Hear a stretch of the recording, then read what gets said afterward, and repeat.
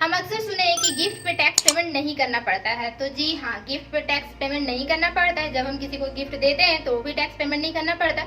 Gift किसी से लेते हैं तो भी टैक्स पेमेंट नहीं करना पड़ता है। तो welcome to Sushmita Sharma channel. हम इस वीडियो में फुल डिटेल से जानेंगे कि कब गिफ्ट पे टैक्स लगती है, कब गिफ्ट पे टैक्स नहीं लगती है। तो सबसे पहले हम जानते हैं कि गिफ्ट एक्चुअल में होता क्या है। तो गिफ्ट होती है एक मॉनेटरी आइटम्स होती है, जैसे कि फॉर एग्जांपल कैश होती है, या फिर एसेट और लायबिलिटीज में आती है। एसेट्स मींस होती है कि फ्यूचर में उससे कुछ क्रिएट होगी इनकम, एंड लायबिलिटीज में होती है कि फ्यूचर में इनकम कुछ क्रिएट नहीं होने वाली है।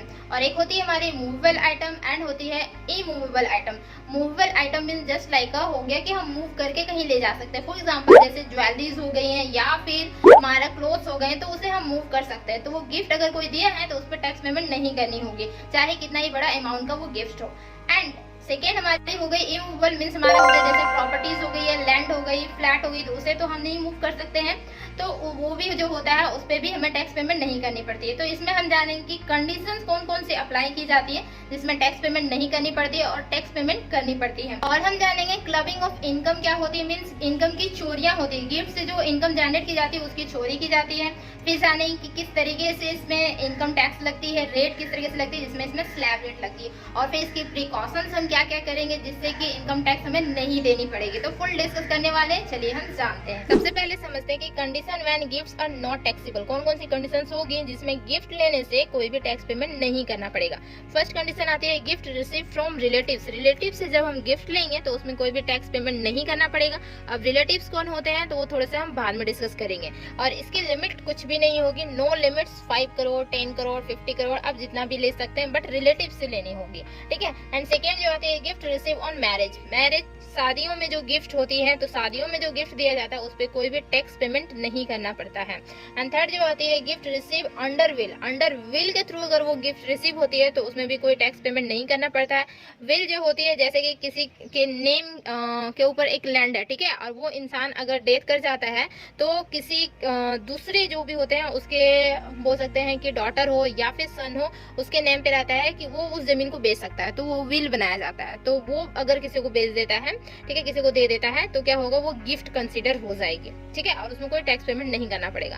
एंड देन फोर्थ कंडीशन होती है gift from educational institute. Educational institute से जो भी गिफ्ट आती है उसमें कोई टैक्स पेमेंट नहीं करना होगा। Gift receive from local authorities. Local authorities जो गिफ्ट देती हैं उसमें भी कोई टैक्स पेमेंट नहीं करना पड़ेगा। मतलब जस्ट लाइक ये लोकल अथॉरिटीज मतलब क्या हुआ, ऑर्गेनाइजेशन हुआ, तो पब्लिक के लिए ही कुछ ना कुछ करते हैं, ठीक है, तो वो पब्लिक के लिए पर्टिकुलर एरिया में कुछ करते हैं, तो उसमें कोई टैक्स पेमेंट नहीं करना होगा।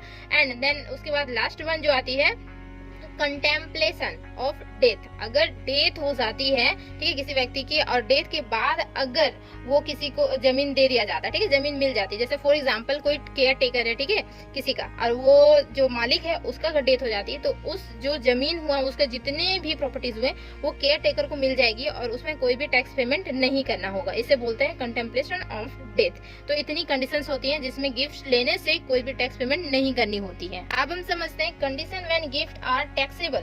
टैक्सेबल कब होगा, जब हम गिफ्ट लेंगे तो gift receive from non relative. Non relative से जैसे ही गिफ्ट लेंगे तो वो हमारा टैक्सेबल हो जाएगा, उसका टैक्स पेमेंट करना पड़ेगा, बट कुछ लिमिट है। अगर हम 50,000 तक लेते हैं नॉन रिलेटिव से तो टैक्स पेमेंट नहीं करना पड़ेगा, और वही 50,000 से अबव हो जाता है तो हमें टैक्स पेमेंट करनी पड़ेगी। एंड सेकेंड होती है gift receive from friend. Friend से भी सेम कंडीशन वही है, ठीक है, जो हमारा नॉन रिलेटिव्स का है। देन उसके बाद आती है रिलेटिव्स कौन कौन होते हैं। तो रिलेटिव्स होते हैं जैसे इंडिविजुअल हस्बैंड नहीं है, इंडिविजुअल वाइफ नहीं है, तो ये दोनों आपस में तो रिलेटिव्स होंगे ही होंगे, बट हस्बैंड के ब्रदर, सिस्टर और पेरेंट्स ये भी रिलेटिव्स होंगे।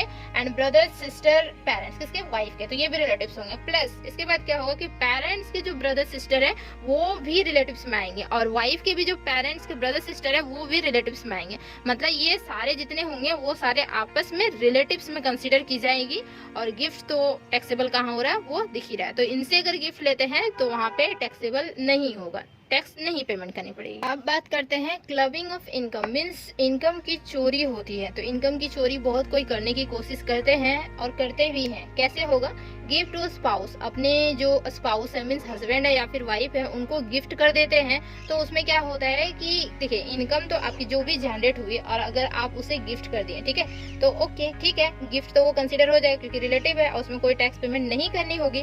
बट अगर वो गिफ्ट किया हुआ चीज से अगर इनकम जनरेट हो रही है तो वो इनकम पे जो टैक्स लगेगा वो आपको पेमेंट करना पड़ेगा जो गिफ्ट करेंगे। फॉर एग्जाम्पल जैसे समझिए हस्बैंड जो है वो अपने वाइफ को गिफ्ट कर दिए, ठीक है, मान लेते हैं 10 लाख या 20 लाख गिफ्ट कर दिए, तो उसमें जो इनकम जनरेट होगी 10 लाख पे या फिर 20 लाख पे जो इनकम जनरेट होगी और उस पे जो टैक्स पेमेंट करना होगा वो वाइफ को टैक्स पेमेंट नहीं करना पड़ेगा। किसे टैक्स पेमेंट करना पड़ेगा? तो हस्बैंड को ये टैक्स पेमेंट करना पड़ेगा, ठीक है। तो ये इस तरीके से चोरी की जाती है। एंड देन सेकंड जो है gift from parents to minor child. Minor child को अगर गिफ्ट कर दिया जाता है, पेरेंट्स गिफ्ट कर देते हैं, तो वहां पे भी क्या होता है, माइनर चाइल्ड को कोई भी टैक्स नहीं पेमेंट करना पड़ता है। पेमेंट जो करना पड़ेगा, किसको करना पड़ेगा टैक्स पेमेंट? तो पेरेंट्स को करना पड़ता है। बट उससे बचने के लिए क्या करते हैं कि गिफ्ट कर देते हैं। देन थर्ड वन आती है कि parents to daughter in law को कर देते हैं, अपनी बहू को कर देते हैं गिफ्ट, ठीक है, बहू को कर देते हैं। बहू तो पेमेंट नहीं करेगी, बट जो टैक्स पेमेंट करना पड़ेगा वो पेरेंट्स को करना पड़ेगा, ठीक है। और कुछ ऐसे होते हैं जैसे कैश हो गया, मूवेबल प्रॉपर्टीज बता चुके हैं कि जो मूव कर सकता है, प्रॉपर्टीज ज्वेलरीज हो गए, वो कैश हो गए, वो सब तो मूव कर सकता है। एंड इमूवेबल प्रॉपर्टीज मतलब लाइक लैंड हो गया, फ्लैट हो गया, तो ये सारी प्रॉपर्टीज किसी को गिफ्ट कर दिया जाता है। कैसे? ताकि उसका इंटेंशन रहता है कि वो फिर से ले सके, ठीक है। कुछ दिनों के लिए गिफ्ट किया जाता है, तो कुछ दिनों के लिए जो गिफ्ट किया जाता है उसे गिफ्ट नहीं बोला जाता, उसे लोन बोला जाता है, वो लोन प्रोवाइड कर देता है, ठीक है। तो इसीलिए ये हमारा जो होता है ये टैक्सेबल में आ जाता है। अब आती है कुछ ऐसे सिचुएशन है जहाँ पे चोरी नहीं एप्लीकेबल होती है, जैसे clubbing of income not applicable. जैसे गिफ्ट जो हो जाती है वो पेरेंट्स के थ्रू किसी सन या फिर डॉटर अपने बेटा या फिर बेटी को गिफ्ट कर दे तो वो हमारा क्लबिंग इनकम में नहीं आता है, ठीक है। और यही वाइस वर्सा रिवर्स हो जाती है कि अगर सन या फिर डॉटर अपने पेरेंट्स को गिफ्ट कर दे तो वो भी हमारा टैक्सेबल नहीं होता है। ओके, तो क्लबिंग एंड समझ गए कि क्लबिंग जो होती है एप्लीकेबल कब होती है, एप्लीकेबल कब नहीं होती है। अब कुछ और समझते हैं कि इसमें टैक्स कैसे पेमेंट करनी पड़ती है। अब हम बात करते हैं treatment of gift income taxable. जो गिफ्ट है वो टैक्सेबल है तो उस पर किस तरीके से टैक्स पेमेंट करनी पड़ती है, वो किसके अंदर आती है, वो हम देखने वाले। फर्स्ट देखते हैं gift receive in cash 1 lakh. अगर हमें गिफ्ट मिल जाती है 1 लाख मिल जाती है, वो भी कैश में मिल जाती है, तो वो जो आती है वो आती है IFOS में। मतलब क्या होता है, इनकम फ्रॉम अदर सोर्स हो जाती है, ठीक है। तो इनकम फ्रॉम अदर सोर्स में वो इसे कंसीडर किया जाता है अगर 1 लाख हम किसी से लेते हैं तो। एंड अगर प्रॉपर्टीज जो होती है मूवेबल गिफ्ट हो या फिर इमूवेबल गिफ्ट हो, मीन्स क्या हुआ कि जैसे हमारा हो गया यहाँ पे ज्वेलरीज आ गए, यहाँ पे हमारा लैंड फ्लैट सारे आ गए, तो वो भी जो कंसीडर की जाती है वो आती है इनकम फ्रॉम अदर सोर्स में ही, ठीक है। अब इस पे जो टैक्स लगती है वो मूवेबल गिफ्ट में लगती है मार्केट वैल्यू के अकॉर्डिंग टैक्स लगेगी, एंड इमूवेबल गिफ्ट में लगेगी स्टैम्प ड्यूटी वैल्यू के अकॉर्डिंग टैक्स लगने वाली है, ठीक है। अब सेकेंड बात करते हैं कि tax rate on gift income. मतलब गिफ्ट इनकम जो हो रही है, गिफ्ट जो दिया गया उस पे जो इनकम जनरेट हो रही है उस पे हमें टैक्स किस तरीके से पेमेंट करनी पड़ेगी, ठीक है। तो स्लैब रेट पता है, तो जो होती है वो इनकम टैक्स स्लैब रेट के अकॉर्डिंग हमें पेमेंट करनी पड़ती है। इस पे हम एक वीडियो बनाए हैं, लिंक डिस्क्रिप्शन में, आप जाके वहां से देख सकते हैं। स्लैब रेट किस पे कितना टैक्स देना पड़ता है सारा कुछ लिखा हुआ, और हम यहाँ पे भी शॉर्ट में लिख दिए हैं, ठीक है। तो जो एक्चुअली में जो स्लैब रेट लगती है किस पे लगती है, अगर सैलरीज पीपल रहता है, मतलब सैलरी आता है, उस पर टैक्स लगती है। बिजनेस है तो स्लैब रेट ही लगेगा। हाउस प्रॉपर्टी से जब आ रही इनकम जनरेट हो रही है उस पर भी स्लैब रेट लगेगा। एंड अगर इनकम फ्रॉम अदर सोर्स भी है तो भी हमारा क्या होगा, स्लैब रेट से ही उसमें टैक्स पेमेंट करनी पड़ेगी। एक्चुअली मैं थोड़ा सा समझाते थे स्लैब रेट क्या होता है। 0 से 2.5 लाख तक कोई भी, ये सारे लाख में कंसीडर हुए हैं, ठीक है, लाख में। तो 0 to 2.5 लाख तक कोई भी टैक्स पेमेंट नहीं करना पड़ता, वो पूरा टैक्स फ्री रहता है। अब 2.5 लाख to 5 लाख मतलब 2.5 लाख से एबव, 1 रुपया भी एबव हो गया तो उसमें टैक्स पेमेंट करना पड़ेगा, जो कि 5% की टैक्स हो जाएगी। एंड 5 to 10 लाख तक 20% की टैक्स पेमेंट करनी पड़ेगी, और 10 लाख से जितने भी अबव इनकम होंगे उसमें 30% की टैक्स पेमेंट करनी पड़ेगी। तो ये होती है स्लैब रेट। इस पे एक डिटेल वीडियो है डिस्क्रिप्शन में, आप जाके देख सकते हैं। अब गिफ्ट तो हम ले लिए, टैक्स पेमेंट कर दिए, बट अगर हम टैक्स नहीं पेमेंट करते हैं, रिलेटिव से हमें गिफ्ट मिलता है, तो हमें प्रिकॉशन क्या क्या करनी चाहिए, एक्चुअल में प्रूफ में क्या क्या रखनी चाहिए, वो हम देखते हैं। Precautions while receiving gift. जब हम गिफ्ट रिसीव करते हैं प्रिकॉशन क्या क्या करनी चाहिए। अगर मैरिज में हम गिफ्ट रिसीव कर रहे हैं तो उसकी वीडियोग्राफी या फोटोग्राफी, इसीलिए हमारी मैरिज में देखा जाता है कि फोटो क्लिक करवाते हैं एंड वीडियो बनवाते हैं, ठीक है। तो इसीलिए ताकि प्रिकॉशंस हो, इन फ्यूचर कभी भी प्रॉब्लम हो तो इसका मीन्स प्रूफ दिखा सके कि वो एज अ गिफ्ट हमें मिला था, ठीक है।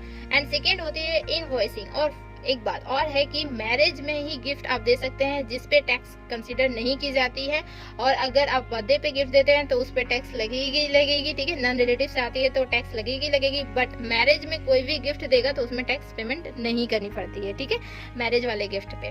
देन इनवॉइसिंग क्या होती है, तो इनवॉइसिंग होती है जैसे कि जिसकी शादी हो रही है तो उसी के नेम पे वो गिफ्ट बना दिया जाए, ठीक है, उसी के नेम पे वो गिफ्ट करवा दिया जाए, ठीक। जैसे आप कोई ज्वेलरी खरीदे तो जिसकी मैरिज है उसी के नेम पे खरीद लीजिए, तो फ्यूचर में प्रॉब्लम नहीं होगी, ठीक है। इसे बोलते हैं इनवॉइसिंग। एंड अगर अदर देन मैरिज आप किसी को गिफ्ट देते हैं और वो रिलेटिव्स होंगे ना, तो उसमें क्या होगा, डीड बनवानी पड़ती है। तो डीड बनवा लीजिएगा, जब अमाउंट हाई रहेगी तो डीड बनवाना बहुत जरूरी है। डीड बनवा लीजिएगा तो फ्यूचर में कोई प्रॉब्लम नहीं होगा, वो गिफ्ट जैसा ही कंसीडर हो जाएगी और उसमें टैक्स पेमेंट नहीं करना होगा। उम्मीद है कि बहुत अच्छे से सारा कुछ क्लियर हो गया होगा कि किस तरीके से टैक्सेबल होती है, किस तरीके से टैक्सेबल नहीं होती है, क्लबिंग कब होती है, चोरियां कब होती है और क्लबिंग कब कंसीडर नहीं की जाएगी, ऊपर से टैक्स किस तरीके से पेमेंट करनी पड़ती है, स्लैब रेट क्या होती है, बहुत कुछ इस वीडियो में सीख गए होंगे। आप लोग सीख गए होंगे तो चैनल को जरूर सब्सक्राइब कीजिए, लाइक कीजिए एंड शेयर कर दीजिए। Thank you so much.